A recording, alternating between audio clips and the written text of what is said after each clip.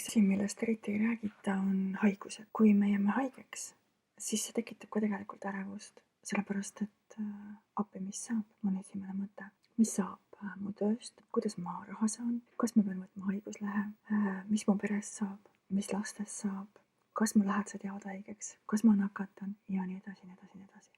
Mis siis tegelikult toimus, on see, et pea on täis muremõtteid ja see juba omakorda tekitab ärevust. Kuidas ennast aidata kohe, kui sa tunned, et sa hakkad haigeks jääma või kehas on midagi imelikku? Kõige esimene asi on mõtlemine, mis tuleks nagu paika panna.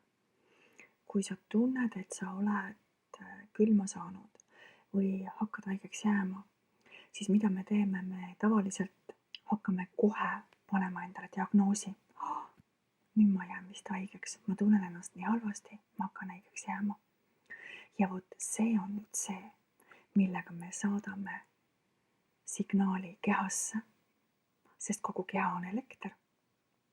Ja selle mõttega me saadame elektrilainetena selle informatsiooni oma kehasse.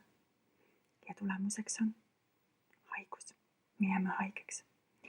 Aga kui sa nüüd tunned, et sa hakkad haigeks jääma või sa oled külma saanud ja kehas on selline imelik tunne, et raudselt jään haigeks, siis kohe võta selle mõtte sabast kinni ja pidurda ennast.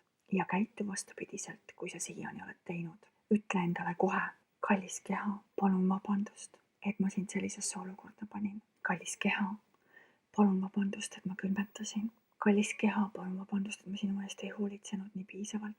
Kallis keha, palun vabandust, et ma ei pannud soojalt riidesse.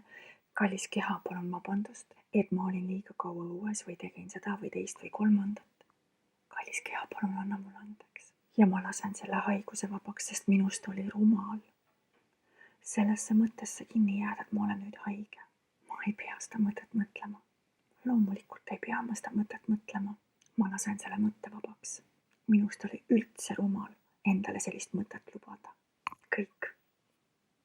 Rohkem ma seda mõtet enam ei mõtle, ma lasen selle mõtte vabaks, sest mul ei ole seda mõtet vaja. Minuga on kõik hästi, ma tunnen ennast suurepäraselt. Kõik on hästi ja ma olen täiesti terve.